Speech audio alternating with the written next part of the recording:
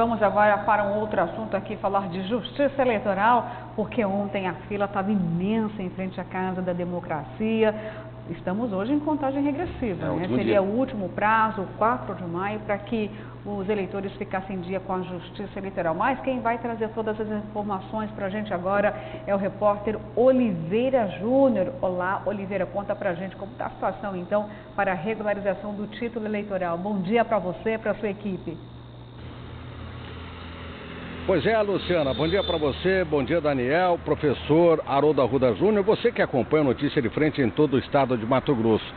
Praticamente 18 graus agora na capital e desde a madrugada de hoje esta situação em frente aqui à Casa da Democracia, o Tribunal Regional Eleitoral, porque o brasileiro, como sempre, deixa tudo para a última hora. Termina hoje o prazo para que todos os brasileiros a partir dos 16 anos tirem a primeira via do título de eleitor ou regularizem o documento a tempo de votar nas eleições de outubro deste ano. O procedimento pode ser feito pela internet, por meio do título NET ou presencialmente nos cartórios eleitorais. E pela quantidade de pessoas que nós estamos vendo aqui, significa dizer que a maioria delas não conseguiu fazer esse procedimento ou não sabe usar, né, os aplicativos e a internet do TRE. O primeiro turno da votação será realizado no dia 2 de outubro, no primeiro domingo do mês. Já o segundo turno, nos estados e nacionalmente, caso preciso, ocorrerão no dia 30 de outubro, o último domingo do mês. A lei das eleições determina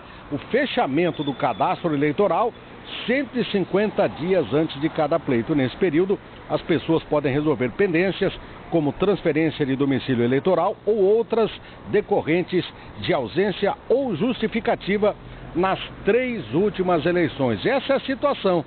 O pessoal tem só até hoje e as filas começaram desde o começo da semana e devem continuar até o final do expediente aqui no TRE. Voltamos com você, Luciana. Obrigada pelas informações, Oliveira Júnior. Olha só, a fila continua. Ontem foi essa mesma situação e aquele velho hábito de deixar tudo para a última hora e ainda assim, gente, sem essa necessidade física de ir até a Casa da Democracia. Mas, enfim, o brasileiro é assim mesmo, não aprende, tem dificuldade em fazer planejamento do seu tempo.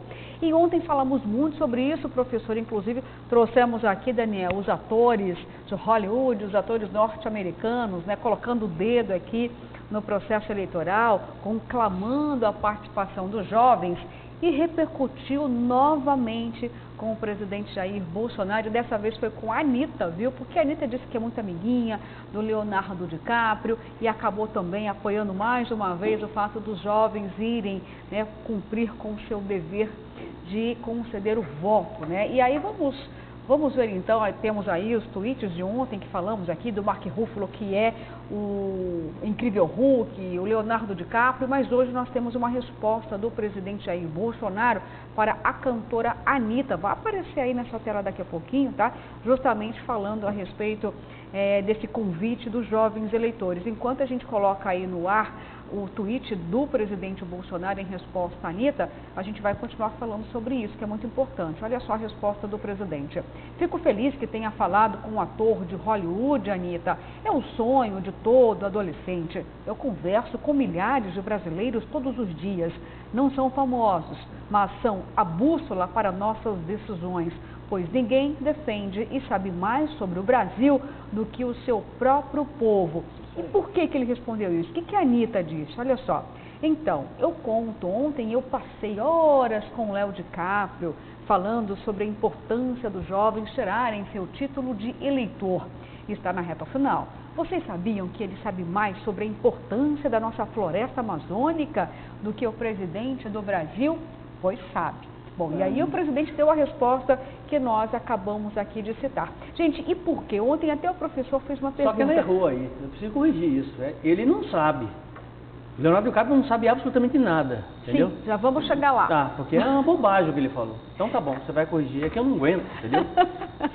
Não, já vamos chegar lá. Porque assim, até, professor, entrar nessa seara ambiental, que é bem técnica, vamos tentar aqui entender por que, afinal de contas, continuam batendo aí na questão do voto do jovem. Por porque o jovem, ele tem o poder de ter uma densidade ao ponto de mudar, de fato, o resultado das urnas? Houve uma inversão no Brasil. Lembra que nós ouvimos muito, o Brasil é um país jovem? Já foi, não é mais. Hoje, praticamente, professor, 13% do eleitorado tem até 18, 19 anos, tá? Chega a 21%, a gente coloca aí até os 25 anos. Dá um terço. Quem é hoje, professor, um voto ainda mais robusto? São dos idosos, que representam mais de 21%, chegando a 23%. E o jovem tem a tendência de optar pela esquerda, pelo socialismo, por outras bandeiras, e por isso estão conclamando os jovens a comparecerem nas urnas, Daniel. Na realidade, tem essa temática, claro, o jovem gosta sim de falar de meio ambiente, mas é uma questão que tenta fazer com que os jovens tirem o título para votar contra o presidente Bolsonaro. Eu acho que o jovem, ele tem a tendência de votar em pautas mais progressistas, né? Como você disse, podem ser mais identificadas com os ideais do socialismo, né? Acho que é por isso que outras pessoas têm feito tanta campanha. A gente tem que entender um pouco aí essa ação do Leonardo DiCaprio, né? Na verdade, ele é um ativista também nessa área ambiental, não só em relação à Amazônia, como em outras situações ao longo do planeta ali.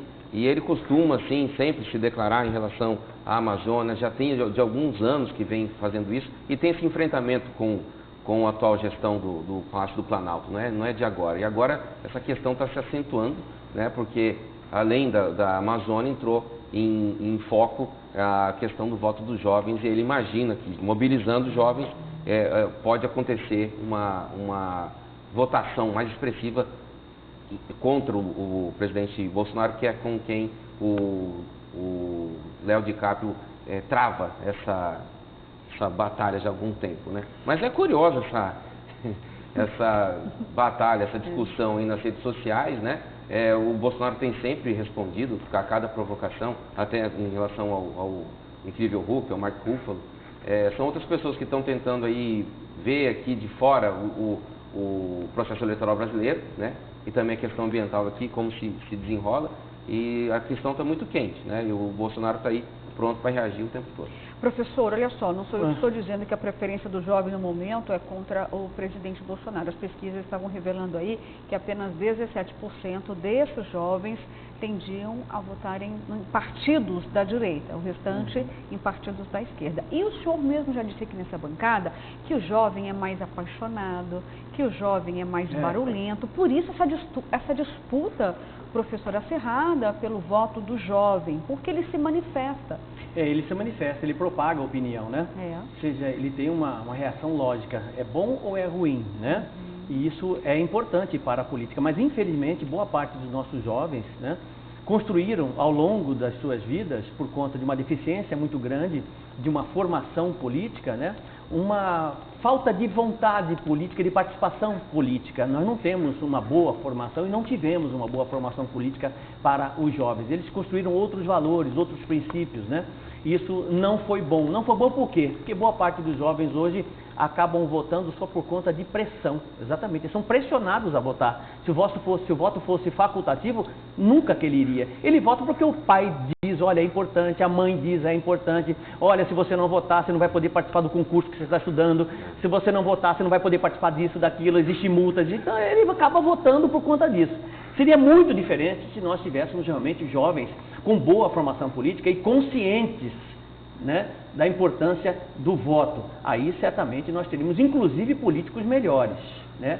Porque na medida que você tem uma comunidade, né, uma sociedade com boa formação política, automaticamente ele consegue separar o joio do trigo, né? Aquela coisa do político bom, estadista, do político medíocre, oportunista, que é o que mais tem,